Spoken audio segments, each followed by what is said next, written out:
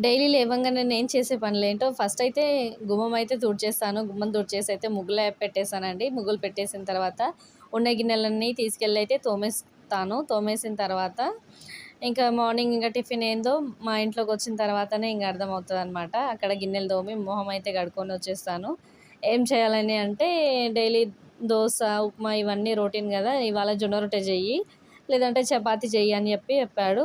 ఎందుకులే జొన్న రొట్టెనే చేసేసేయి అని అయితే అన్నాడు. జొన్న రొట్టె లేట్ అవుతుంది కదండీ అనేసి అయితే నేనంటే, పర్లేదులే చేసేసేయి అని చెప్పాడు.